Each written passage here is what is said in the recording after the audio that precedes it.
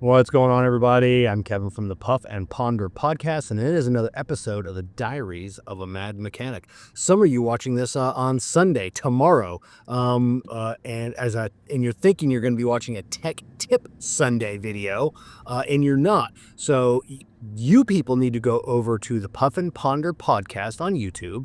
And subscribe and watch Diaries of a Mad Mechanic. I do little rants because too many people watch my Sunday videos, and I probably get in trouble for some of the shit I say in the Diaries of a Mad Mechanic. But if you like Diaries of a Mad Mechanic, follow me over on the Cigar Prop YouTube channel, where we do Tech Tip Sundays, where I teach you. But today's not about fucking teaching. It's about me being pissed off.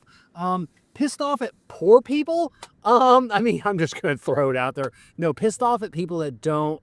So here's what happened. I'm just mad as fuck. But maybe there's a part. I'm getting out of work. It's 4:36 on a Saturday. I'm usually blazing at 2:30 waiting on parts. They screwed the parts up after I disassembled this car. Now I had to put the car back together. Doesn't make any difference. I'm flat rate. I still get paid. So the company gets screwed out of money. But earlier this week, we had a piece of shit Ford E150 conversion van from circa 2000 come in, pulled into the parking lot, and I yelled up front, "We're not working on that. Tell him to go. This is not the shop for him." So then I see the service manager out underneath the hood, spending a lot of time out there. He comes walking back. I yell, "We're not working on it." Guess what he does? Writes up the ticket, and he brings it out. I'm like, "I'm not touching it." I'm like, "I don't think so. You can give it to the other guy if he wants to work on it." And I told the other guy, "Don't work on it. That guy's gonna screw us." So he works on it, and then does some AC work on it. And then the guy comes back like an hour later, and I go, "Oh, look, a surprise! He's back!" And I go, "Give him his money back. Whatever he spent, give him his money back. He's only out to fuck us." No, he's not. I'm like, "Been doing this 25 years. That guy's out to fuck us." Come back again. Come back the next day. Come back the third day.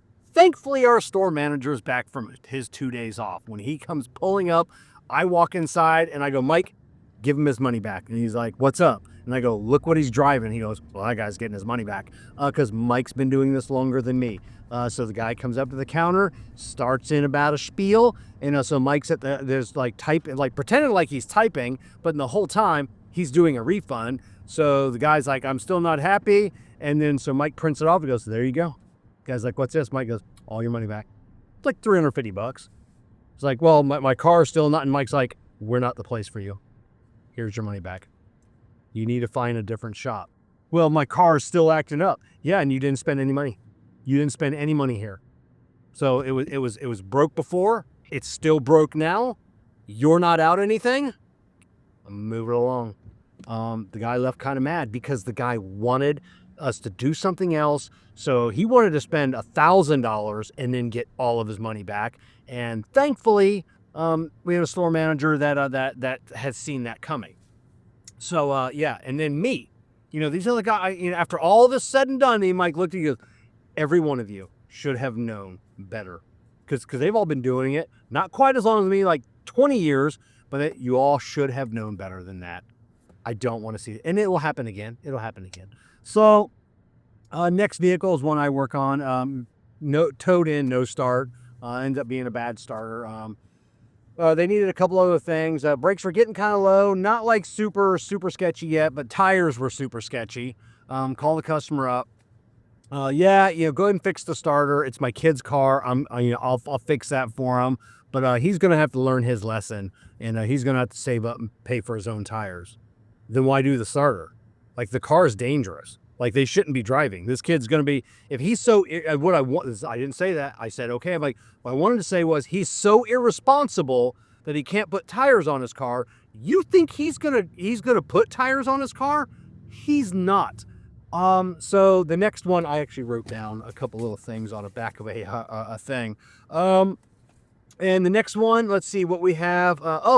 This one was just earlier today. I forgot about this one. A customer comes in, daughter's car, and it had the whole family with them. Daughter was actually driving. Ended up being a bad tire, but it needed brakes were getting kind of low. I quoted him out like, "Doesn't need it right away." Needs an oil change because the maintenance light's flashing on the dash. And then the battery was weak starting it out in the parking lot. I'm like, oh, I'll check that. Check the battery. It's super low. You're going to need a battery. So he authorizes the one tire, one tire. I'm like, you should put a pair of tires on. The other ones get like a 30 seconds. And so authorizes one tire. And then, so I'm in the office there and listen to the salesman talk to him. And then he's like, what about the battery? The battery, it's already hesitating. And no, it's my daughter's car. She's another one, gonna have to learn how to be more responsible and save up for things like this. And then I just got mad at that point, and I walked out. I'm like, yeah, that'll teach her a good lesson when she's broke down at 1 o'clock in the morning somewhere with a battery that doesn't start. And I'm like, cool. And I just walk out. And at that point, I was already super irritated for the day, and I probably shouldn't have said that. But he still didn't put the battery in. And his daughter, probably mid-20s or so, like same as my daughter's 30 now. But beautiful, beautiful young lady. And I want to be like, yeah, nothing bad ever happens to beautiful girls at 1 a.m. with a broke down car. We don't hear about them fucking stories. So yeah, so I just fucking let it go, But I did say yes, yeah, that'll teach her a lesson when she's broke down. But whatever, Dad. All you had to do was say, you know what, we can't afford it. We can't afford it. That's all we want to hear sometimes. Don't just say, oh, it's not in my. We always hear, well, it's my wife's car. It's like, well, we're gonna, sometimes like so we have to check the finances, and that I understand. I understand because we hear that all the time. But when you say, it's my wife's car, I'll let her handle it. Just say you don't have the money. Just say it, because you look like a douche telling me that it's your wife's car that needs brakes, but you don't drive it, so you can't make that decision. The fuck you can't. Just man up. What was the other one? Oh yeah. So I put tires on this other car, and it had like fancy rims. Guy was getting it done for his son, and it needed brakes. I mean, they were metal to metal, and the guy's like, no, gonna let my kid handle that. Oh yeah, are you? And he's like, it'll teach him a good lesson to be more responsible for his car. So I get it all done, and I back it out, and then he's like, oh hey, he comes back in. I can see the wheel weights. The last people hit him behind the spokes, and I don't think my son's gonna like the way that looks. I go, he needs brakes. He doesn't have any brakes. He doesn't get a say in how his vehicle looks. He doesn't have brakes. That's it. And the guy turned around and walked out. Another one irritating. My daughter's just turned 30 years old. My daughter's never paid for maintenance on her car because I don't want her being cheap, and I want to be a good dad. Not that they're not bad at. There's nothing wrong with teaching your kid a lesson. But why does my daughter have to learn your kid's fucking lesson when his tire blows out on the highway and comes skidding in the side of my daughter? My daughter didn't sign up for that. My daughter is a good kid and put herself through college, has a great job, bought her first house, I almost told a secret there.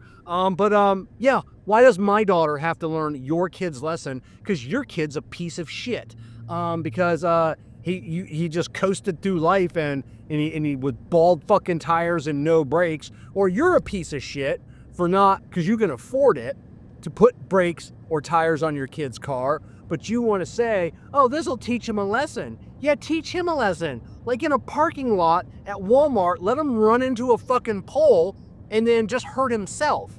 But no, my daughter doesn't have to learn the lesson of your piece of shit kid because you're a piece of shit parent. So that's it. Or just tell me the truth and say, we don't have the money. That's fine. Because that's a starting point. Because on some of these brakes, you know what? I understand that. We don't have to do the rotors. I can't cut them. They're above machine. Let's do what's called a pad slap. Let's get your kid safe. Be honest with us. Because when you're honest with us, that gives us room to navigate and find a common solution. But just to say, it's my wife's car, I don't care. She can deal with it. That just shuts down all lines of communication. Try and teach my kid a lesson. Shuts down all lines of communication at that point. Jessica's gonna be thankful I did this now. Follow me on all the things I said at the beginning. Peace.